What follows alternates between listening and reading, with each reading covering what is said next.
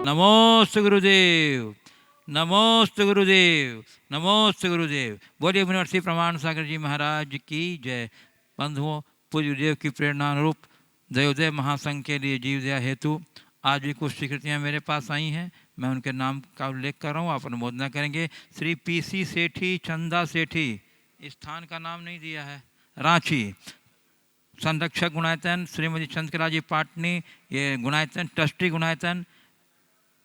ताराचंद जैन, प्रियंका जैन, शुभम सम्यक जैन जयपुर, सतीश जैन, निशा जैन कागजी परिवार दिल्ली। इन सभी महानुभावों ने 21 हज़ार रुपये की राशि प्रदान की है। बहुत बहुत साधुवाद आपकी उदारता के लिए। और श्री धर्मचंद जैन वैशाली नगर जयपुर, महक जैन दिल्ली, संकेत जैन फिरोजाबाद, संजय कुमार काला खम्माम तेलंगाना, अभय शशि सोनी इंदौर, शीतल प्रसाद जैन दिल्ली और जबलपुर से श्रीमती शांता जैन एवं उनके नाती श्री सपनी जैन कैलिफोर्निया USA की तरफ से भी जीव दया के लिए इन सभी महानुभावों ने 11 हज़ार रुपये की राशि प्रदान की है। सबों को बहुत बहुत साधुवाद, गुरुदेव का मंगलमय आशीर्वाद। आप इसी प्रकार जीव दया के लिए अपना सहयोग देते रहें और दयोदय महासंघ के हाथ को मजबूत करें। और गुरुदेव, अब मैं आपकी अनुमति से अपने दर्शकों को लिए चलता हूँ संघ का समाधान की ओर। और प्रथम प्रश्न गुरुदेव, करनाल हरियाणा से श्री पांशु शर्मा कह रहे हैं गुरुदेव कि बच्चों के माँ बाप बच्चों की फीलिंग्स को क्यों नहीं समझ पाते। बच्चे के माँ बाप बच्चों की फीलिंग्स को क्यों नहीं समझ पाते? ऐसा नहीं कि समझ नहीं पाते, सबके साथ ऐसा नहीं है, बहुत लोग समझ लेते हैं, पर कुछ लोग हैं जो समझने की कोशिश नहीं करते। लोग बच्चों को बच्चा न मान करके, ऐसा देखने में आया है कि आजकल लोग बच्चों को अपने एसेट्स मान लेते हैं और उनके साथ बहुत सारी अपेक्षाएं जोड़ लेते हैं। वही अपेक्षाएं भयावह और दुखकारी बन जाती है। बच्चों को बच्चा माने, उनकी भावनाओं की कदर करना सीखें, समझें। अगर वे कहीं गलत है तो उन्हें बहुत ही प्यार से समझाया जा सकता है, कन्विंस भी किया जा सकता है। और यदि वह सही है तो उनकी बात को स्वीकारने में रंचमात्र संकोच नहीं करना चाहिए। बच्चों की बात को यह कहकर दरकिनार करना कि वे बच्चे हैं, ठीक नहीं। एक समझदार आदमी की यही पहचान है कि बच्चों के साथ बहुत सदास्यपूर्वक सुहृदयता के साथ बात करे, पेश आए, उनकी भावनाओं की कदर करे, उनकी जो गलत भावनाएं हैं उन्हें सुधारने की कोशिश करे, लेकिन चीज़ें थोपे नहीं और ज़रूरत से ज़्यादा अपेक्षा न करे। हर चीज़ पर केवल आदेश का बोझ न ला दें, उनकी मनोभावना और स्थितियों को समझते हुए ही उनके साथ व्यवहार करें। पूज्य गुरुदेव, श्री गंगानगर राजस्थान से राहुल जांगिड़ कह रहे हैं, कहा जाता है कि सब में परमात्मा का दर्शन करना चाहिए, मगर जिसने देश को, समाज को, अपने परिवार को क्षति पहुंचाई हो तो क्या उसमें भी परमात्मा का दर्शन करना चाहिए? क्या उसे भी माफ़ कर देना चाहिए, अर्थात आताताई को भी माफ़ कर देना चाहिए? गुरुदेव के समाधान। यदि आप उस भूमिका में पहुंच गए हैं कि सबके अंदर परमात्मा दिख रहा है तो ज़रूर माफ़ कर दो। परमात्मा दिखने लगेगा तो तुम्हें कोई आतताई दिखेगा ही नहीं, लेकिन आतताई दिख रहा है, अपराधी दिख रहा है, शत्रु और शत्रुता दिखाई पड़ रही, इसका मतलब अभी तुम्हारी दृष्टि में परमात्मा उतरा नहीं है और अभी तुम बड़ी निचली भूमिका में जी रहे हो। तो व्यवहार को व्यवहार की तरीके से जीना चाहिए। हमारी जो सामाजिक व्यवस्था है वो सामाजिक व्यवस्था के तहत चलती है। हमारे यहाँ दंड की व्यवस्थाएं हैं, वो दंड विधान के तहत जो चलते आ रहा है चलना चाहिए। ये व्यवहार की बात है। जब अध्यात्म में डूब जाओ तो सारा संसार एक परिवार बन जाए। वसुधैव कुटुंबकम की उक्ति को चरितार्थ कर लो। जो बड़े योगी होते हैं उनके लिए सब ब्रह्ममय है और वे केवल शब्दों में नहीं, उनकी अनुभूति में। वो अनुभव हो तो सारा काम हो सकता है। कभी कभी लोग ऐसी बातों को लेकर के बड़ी निरर्थक धारणाएं बना लेते हैं। एक सज्जन थे, ब्रह्मवादी थे, और वे हमेशा कहते थे सब कुछ ब्रह्ममय है, सब कुछ ब्रह्ममय है, सब कुछ ब्रह्ममय है। एक बार एक हाथी पागल हो गया। हाथी सामने से आ रहा था, महावत जोर जोर से बोल रहा था, भाई भाग जाओ, हाथी पागल है, ये अभी उठा के फेंक देगा। पर वो क्या कहे? वो तो कहे सब ब्रह्ममय है, मैं क्यों हटूं, सब ब्रह्ममय है, मैं क्यों हटूं, सब ब्रह्ममय है, क्यों हटूं। अब वो ब्रह्ममय ब्रह्ममय बोल रहा था, पर हाथी को ये सब कुछ समझ में नहीं आया। उसने उसे सूर से लपेटा और उठा के एक तरफ फेंक दिया। दूर गिर कर वो कराहने लगा और कहा, गुरुदेव ने तो कहा था सब ब्रह्ममय है, पर ये पीड़ा की घटना क्यों? संयोगतः गुरु उपस्थित हो गए। बोले, तुझे अपना ब्रह्म दिख रहा था, महावत और हाथी का ब्रह्म क्यों नहीं देखा? वो भी तो तुझे कह रहा था हट जा। अगर तुझे ब्रह्ममय दिखता तो उसे भी ब्रह्म मान कर, उसकी बात को ब्रह्म की बात मानकर तू अपने आप को एक तरफ कर लेता तो शायद इस दुर्घटना से बच जाता। तो व्यवहार को व्यवहार की तरीके से ही जीने में सार्थकता है, अन्यथा केवल और केवल उलझने ही हासिल होगी। पूज्य गुरुदेव, ग्वालियर मध्य प्रदेश से श्री पवन जैन एडवोकेट कह रहे हैं, कोरोना काल में प्रभु के चरण छूटे 6 माह हो चले, 65 वर्ष के होने से न किसी अंतिम यात्रा में समाल हो पा रहे हैं, धर्म पत्नी भी हार्ट पेशेंट, संवेदनशीलता की कमी को कैसे बचाएं, मोबाइल व्हाट्सएप की सहारा का उपयोग क्या किस प्रकार करें? देखिए, ऐसा नहीं है कि इसे हम संवेदनशीलता की कमी बताएं। ये एक आपत्ति काल है और आपत्ति काल में हमें सुरक्षात्मक दृष्टि से सभी कार्य करना चाहिए। निश्चित इस कोरोना के संकट ने हमें एक दूसरे से दूर रहने को मजबूर कर दिया, पर हमारी ये दूरी केवल दैहिक होनी चाहिए, शरीर की होनी चाहिए, तन की होनी चाहिए, मन की नहीं। और आज के समय की टेक्नोलॉजी तो हमें दूर रह कर के एक दूसरे के निकट लाने का रास्ता बहुत प्रशस्त कर दी। अगर कोई कोरोना से पीड़ित व्यक्ति है, आप उससे प्रत्यक्ष नहीं मिल सकते, पर आप उसको अन्य माध्यमों से संपर्क साध कर मोटिवेशन तो दे सकते हैं, अपनी सहानुभूति तो दे सकते हैं। किसी की अंतिम यात्रा में आप भले नहीं पहुंच पाए, लेकिन उस परिवार के साथ आप सहानुभूति के 4 शब्द तो अपने जोड़ सकते हैं। अगर आप उनके प्रति, उनके दुख के प्रति अपनी संवेदनाओं को अन्य प्रकार से भी प्रकट कर रहे हैं, तो ये आपकी संवेदनशीलता का ही तो द्योतक होगा, संवेदनहीनता का नहीं। तो समय काल की परिस्थिति ने हमें एक दूसरे से शरीर से दूर किया है, मन से दूर ना हो। हाँ, उन लोगों के साथ जरूर इस तरह की विचित्रताएं हो सकती है जो शरीर की दूरी के साथ साथ लोगों से मन से भी दूर हो जाए। हम मन की निकटता बनाए रखें। जहाँ तक प्रभु के चरण का सवाल है, तो प्रभु के चरण को अपने घट में रखिए ना, उनसे प्रेरणा पाइए। साक्षात प्रभु के दरबार में आप पहले की तरह नहीं रह सकते हैं, कोई बात नहीं, पर प्रभु ने ही कहा है, धर्म का आचरण द्रव्य क्षेत्र काल भाव के अनुसार करो। तो आज का द्रव्य क्षेत्र काल भाव जैसा वैसा जियो, जब समय अनुकूल होगा पूरी कसर निकाल लेना। और अभी अगर सुरक्षित ही नहीं रहोगे तो धर्म ध्यान क्या करोगे? इसलिए वर्तमान कोरोना के संकट को हमें ध्यान में रखना चाहिए, गंभीरता से देखना चाहिए। जैसी जानकारियाँ मुझे दी गई कि अभी निकट भविष्य में किसी वैक्सीन की भी संभावना नहीं है, ये लंबे समय तक चलने की संभावना है। इसलिए हमें अपने शरीर के रोग प्रतिरोधक क्षमता को विकसित करने के उपाय अंगीकार करना चाहिए, अपनी दिनचर्या में बदलाव लेना चाहिए। सरकार के द्वारा जो गाइडलाइन है उसका अक्षरशः अनुपालन करने की कोशिश करनी चाहिए, करना ही चाहिए। और औषधियों के विषय में भी मैंने जैसे कल कहा था, आप लोगों से पहले भी कहा, पूर्णायु के द्वारा जो कसायम चूर्ण काढ़ा और अमृतादिक्वाथ है और संसमनी बटी, ये 2 हमारी रोग प्रतिरोधक क्षमता का एक बहुत अच्छा आधार बन रही है। इसके बहुत अच्छे परिणाम लोगों में दिख रहे हैं।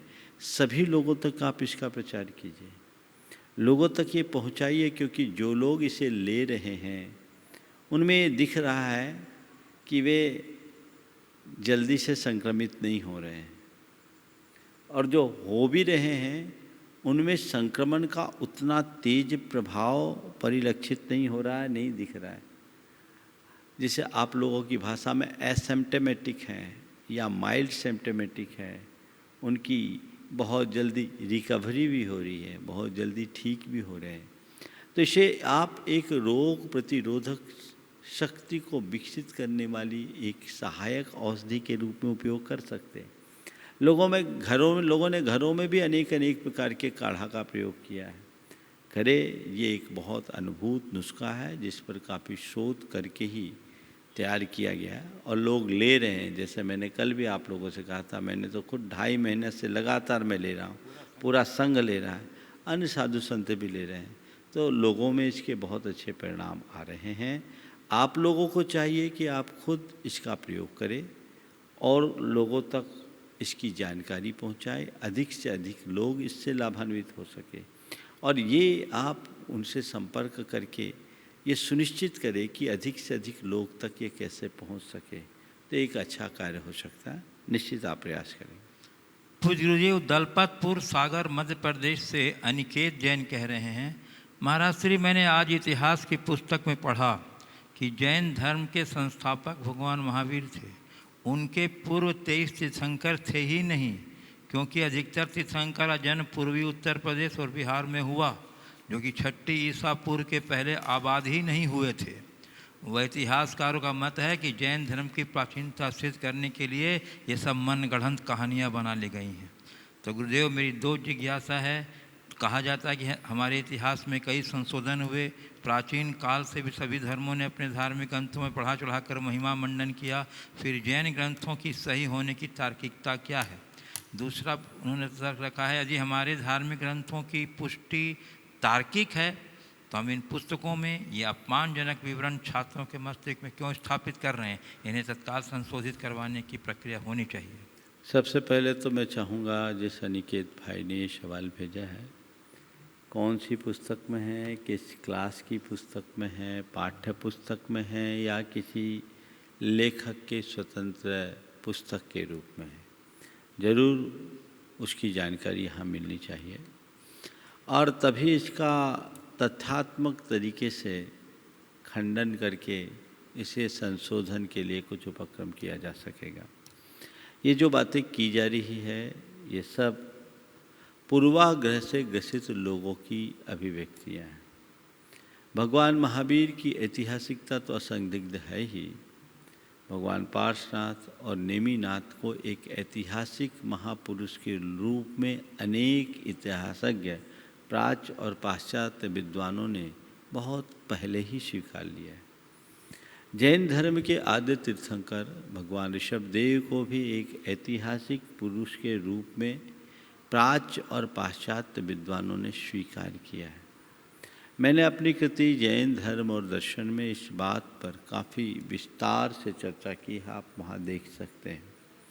आपकी जानकारी के लिए मैं केवल इतना कहना चाहूँगा कि ये सब सांप्रदायिक अभिनिवेश और पूर्वाग्रह का दुष्परिणाम है। भारत सरकार में इसमें काफ़ी परिवर्तन है। यूपीएससी में जैन धर्म के प्रवर्तक भगवान ऋषभदेव हैं, ये मान्य हो गया है। कुछ राज्यों में अभी भी भगवान महावीर को जैन धर्म का प्रवर्तक माना जाता है, जो गलत है और हम सबको लगकर इसे संशोधित कराना चाहिए। चूँकि आपने इतिहास का विषय छेड़ा है और इस विषय में कई प्रकार की चर्चाएं होती है और आपने उत्तर प्रदेश और बिहार को ईसा पूर्व 6वीं शताब्दी के पूर्व आबाद न होने की बात कही है, मैं इस संदर्भ में कुछ खास बातें आपको बताऊंगा। सबसे पहले जैन धर्म के प्राचीन होने की बात। किसी भी परंपरा के इतिहास को हम 3 सिरों से जान सकते हैं। सबसे पहला साहित्य, दूसरा पुरातत्व और तीसरा अभिलेख। हम इन तीनों आधारों से सबसे पहले भगवान ऋषभ देव के विषय में चर्चा करना चाहेंगे। साहित्यिक दृष्टि से देखा जाए तो जैन साहित्य के अतिरिक्त भारत में सबसे प्राचीनतम साहित्य ऋग्वेद है। ऋग्वेद के 141 ऋचाओं में भगवान ऋषभ देव का उल्लेख है, ऐसा विद्वानों ने अपने शोधात्मक लेखों में लिखा है। अनेक शब्दों ऋचाएँ ऐसी है जो ऋषभवाचक है। वेदों में जो वात रसन और वात वसन मुनियों की चर्चा है, वह भी दिगंबर मुनियों की बात है। तो ये चीज़ स्पष्ट है कि भगवान ऋषभदेव वैदिक काल में के पूर्व से ही एक श्रेष्ठ महापुरुष के रूप में स्थापित हो चुके थे और अवैदिक होने के बाद भी वैदिकों के सम्मान के पात्र थे, तभी वेदों में उनका इतना सम्मान पूर्वक स्मरण किया गया। ऋग्वेद के अलावा यजुर्वेद, अथर्ववेद, सामवेद में भी इनका उल्लेख है। वेदों के बाद दूसरा आता है पौराणिक साहित्य।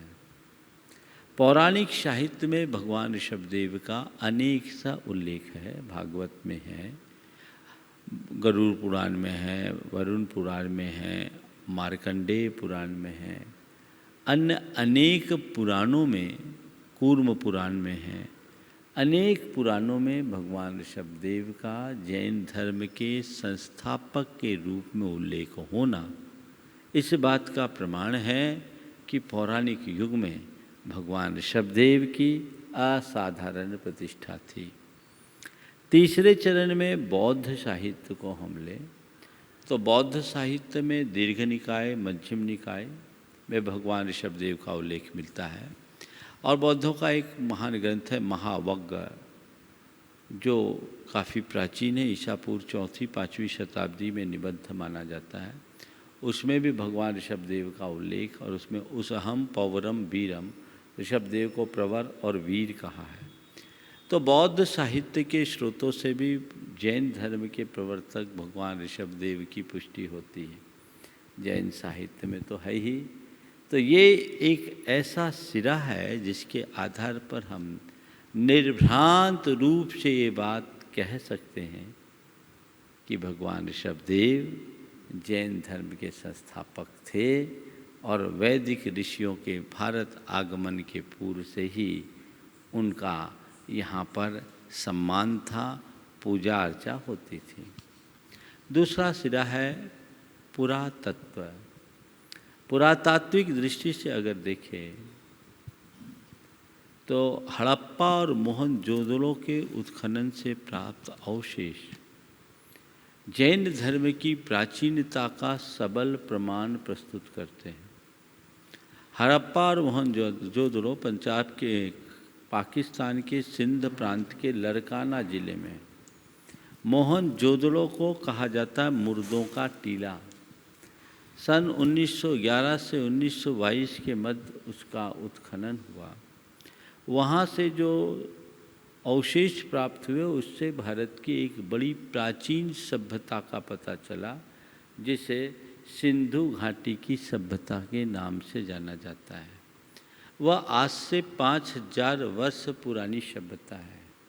ऋग्वेद का काल आज से 3500 वर्ष पुराना है, उससे भी 1500 वर्ष पुराना।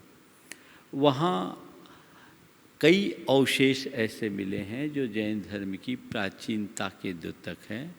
उसमें प्राप्त फलक संख्या FGH 449 में भगवान ऋषभदेव की कायोसर्ग मुद्रा में उत्कीर्ण मुद्रा है। इसी के साथ उनके चिन्ह बैल भी मिले हैं। इस विषय पर प्रोफेसर राम प्रसाद चंद्रा ने अपने शोध ग्रंथ सिंध 5000 एगो में इस बात का बड़ा स्पष्ट उल्लेख किया कि निश्चित रूप से जैन तीर्थंकर ऋषभदेव की ही मुद्रा है। इसके साथ ही हड़प्पा के उत्खनन से प्राप्त एक नग्न मानव धड़, जिसका सिर नहीं, दोनों हाथ नहीं, पैर नहीं, बाकी पूरा शरीर है, धड़ है, उस पर शोध करते हुए उस पूरा भारतीय पुरातत्व विभाग के तत्कालीन महानिदेशक डॉक्टर T.N. रामचंद्रन ने अपनी शोध कृति हड़प्पा एंड जैनिज्म में इस बात का उल्लेख किया कि स्पष्टतया जैन मूर्ति है और इसमें जैन मुनि का तप तेज स्पष्ट दिखता है। इन्हीं सब आधारों से अनेक विद्वानों ने अपना ये अभिमत प्रकट किया और कहा कि ऋषभदेव वेदोल्लिखित होने के बाद भी वेद पूर्व हैं। इसमें मैं कुछ विद्वानों का नाम लेना चाहूँगा जिनने अपनी अलग अलग कृतियों में, जो भारतीय विद्या के महान ज्ञाता और व्याख्याता रहे हैं, जिन्होंने भारत के इतिहास को बहुत अच्छे तरीके से समझा और लिखा है। डॉक्टर राधाकृष्णन, सर्वपल्ली डॉक्टर राधाकृष्णन ने अपनी इंडियन फिलॉसफी नामक कृति में अंग्रेजी और हिंदी में दोनों में ये बात लिखा। इसी के साथ डॉक्टर राधा कुमार मुखर्जी ने अपनी हिंदू सभ्यता नामक ग्रंथ में इसी आशय की बात लिखी। रामधारी सिंह दिनकर ने संस्कृति के 4 अध्याय में भगवान ऋषभदेव की वेदोल्लिखित होने के बाद भी वेद पूर्व होने का उल्लेख किया।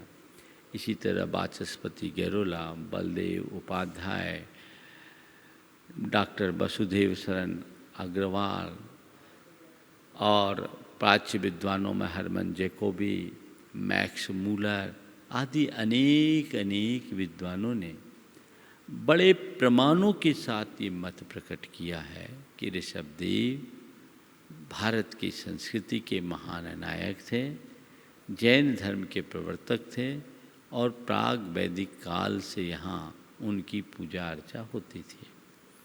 तीसरा सिरा अभिलेख। अभिलेखी साक्ष्यों की दृष्टि से देखें तो एक अभिलेख मिलता है कलिंग में खंडगिरी उदयगिरी की गुफा में कुमारी पर्वत पर अंकित एक लेख जो कलिंगाधिपति सम्राट एल खारवेल के द्वारा निबंधित किया गया था। वह लेख 84 पंक्तियों का है। नमो अर्हंतानम नमो सव्व सिद्धानम से प्रारंभ ये लेख जैन परंपरा के इतिहास का एक महत्वपूर्ण दस्तावेज बन गया है। इस लेख में ये प्रमाणित होता है कि नंदवंशी नौमानंद कलिंगों पर चढ़ाई करके वहाँ कलिंग जिनके नाम से ख्यात भगवान ऋषभदेव की प्रतिमा को हर लिया था और उन्हें अपने यहाँ ला करके मगध में विराजमान कर दिया था। 9वें नंद का काल भगवान महावीर के कुछ दिन बाद का ही काल है, लगभग 100 वर्ष के बाद का। वो प्रतिमा अत्यंत प्राचीन थी और उसके बाद लगभग 160 वर्ष बाद, 140 वर्ष बाद कलिंग का एक प्रतापी राजा हुआ एल खारवेल। उसे मालूम पड़ा कि हमारी धरोहर को नंदों ने हर लिया है, तो कलिंगराज कलिंग चक्रवर्ती खारवेल ने मगध पर चढ़ाई की। उस समय मगध का राजा होता था पुष्यमित्र। उसे हराया और वापस कलिंग जिनको ठाट बाट के साथ कलिंग में ले जाकर विराजमान किया और उसमें एक महान उत्सव किया। 200 योजन तक के सारे साधुओं को बुलाया। बहुत सारे कार्यों का उसमें उल्लेख है और वो लेख है। इस लेख के आधार पर डॉक्टर राधाकृष्णन जैसे ने लिखा कि ये बात प्रमाणित, ये इस बात के सबल प्रमाण हैं कि भगवान महावीर के काल में भी ऋषभदेव की पूजा अर्चा होती थी। अन्य भी अनेक विद्वानों ने भगवान नेमिनाथ की ऐतिहासिकता को भी प्रमाणित किया है। एक रमेश चंद्र शर्मा बड़े विद्वान हुए हैं भारतीय इतिहास के। उन्होंने मथुरा के कंकाली टीला के संदर्भ में एक बात लिखी कि मथुरा के कंकाली टीला में एक देव निर्मित स्तूप मिला। उस स्तूप को देव निर्मित इसलिए कहा जाता था कि इसकी रचना के काल का कोई अता पता नहीं। विद्वानों के मतानुसार ईसा पूर्व 7वीं शताब्दी में उसका जीर्णोद्धार हुआ। तो जिसका भगवान महावीर से पूर्व जीर्णोद्धार हुआ उसका निर्माण तो बहुत पहले ही हुआ होगा ना। तो ये सारे प्रमाण हैं, इन प्रमाणों को हम समझेंगे तो जैन धर्म की प्राचीनता निर्विवाद रूप से हमें समझ में आएगी। आपने जिस विद्वान की बात की है उस विद्वान की पुस्तक हमें देखना है। ऐसे लोग तो श्री राम की ऐतिहासिकता पर भी संदेह प्रकट करते हैं, क्योंकि श्री राम भी उत्तर प्रदेश में ही जन्मे हैं और आपके कथनानुसार बिहार और उत्तर प्रदेश 6वीं शताब्दी से पूर्व आबाद ही नहीं हुई, तो न राम रहेंगे न कृष्ण रहेंगे, किसी का इतिहास ही सुरक्षित नहीं होगा। तो ये सब बातें मनगढ़ंत है, हमें इन बातों पर ज़्यादा ध्यान नहीं देना चाहिए। इतिहास की बात को हमें तथ्यात्मक तरीके से समझना चाहिए। हमारे अनेक जैन और अजैन विद्वानों ने जैन परंपरा के इतिहास पर काफ़ी कुछ लिखा है, आप लोग उसे देखें। मैं सभी से कहना चाहूँगा, डॉक्टर कैलाश चंद जैन, उज्जैन वाले, उनकी एक कृति है जैन धर्म का इतिहास, 3 भागों में है, हिंदी में भी है, अंग्रेजी में भी है। अगर आप जैन धर्म का समग्र तार्किक और वैज्ञानिक इतिहास जानना चाहते हैं तो उन्हें मंगाकर अवश्य पढ़ें। पूज्य गुरुदेव, हजारीबाग झारखंड से श्री आत्माराम मुनका हाँ मुनका कह रहे हैं, गुरुदेव खेतों में फसल लहलहा रही है, फसल पूर्ण रूप से तैयार है, किसान फसल काटने की तैयारी कर रहा है, परंतु फसल में कीड़े लग गए। अब किसान कीटनाशक का प्रयोग करे या ना करे। दूसरी बात कह रहे हैं, मकड़ी भोजन प्राप्त करने के लिए जाला बुनकर बैठी है, एक मक्खी जाल में फंस गई है, मुझे मक्खी को बचाना चाहिए या मकड़ी को भोजन बनने देना चाहिए? देखिए, पहला सवाल किसान का है। लहलहाती फसल में यदि कीड़े लगे हैं तो किसान क्या करे? मैं तो ये कहूँगा किसान कुछ ऐसा कर्म करे कि कीड़े लगे ही नहीं। अब कीड़े लग गए हैं और वो कीटनाशक का प्रयोग करे तो मैं इसकी सम्मति तो बिल्कुल नहीं दूंगा। हाँ, आज तो टेक्नोलॉजी बहुत आगे बढ़ गई, फसल रक्षक घोल का प्रयोग जरूर कर सकते हैं। फसल रक्षक घोल गौमूत्र, नीम आदि के सम्मिश्रण से आजकल कुछ ऐसी चीज़ें तैयार हो गई जिनका छिड़काव पौधों पर कर देने से उनकी पत्तियों का स्वाद थोड़ा सा अलग हो जाता है। इसके परिणाम स्वरूप कीड़े उसे खाते नहीं और वो हमारे लिए खाद का भी काम करता है। कूड़े अलग हो गए तो हमारे फसल की भी रक्षा हो गई और कीड़े की भी रक्षा हो गई। ये काम हमें कर लेना चाहिए। जहाँ तक मक्खी और मकड़ी का काम है, हमें उनके जीवन में हस्तक्षेप करने का अधिकार नहीं है। मक्खी अपना काम करे और मच्छर अपना काम करे, हाँ मकड़ी अपना काम करे। हम इतना कर सकते हैं कि घर में पहले से इतनी साफ सफाई रखें कि न मकड़ी जाल बना पाए और न मक्खियाँ भिन भिना पाए। पूज्य गुरुदेव, हजारीबाग झारखंड हैं हम। महाराज श्री, मैं आपका ध्यान स्थानीय दैनिक भास्कर में दिनांक 31 अगस्त 2020 को प्रकाशित समाचार की ओर दिलाना चाहता हूं, जिसके अनुसार झारखंड राज्य के 8 जिलों में निवास करने वाले 22,000 जनजाति गांधीवादी ताना भगत समुदाय के हैं। मुनिश्री, घोर आश्चर्य की बात है कि झारखंड राज्य में दिनों दिन बढ़ते संक्रमणतियों की संख्या के बीच में भी इस समुदाय का एक भी व्यक्ति संक्रमित नहीं पाया गया है।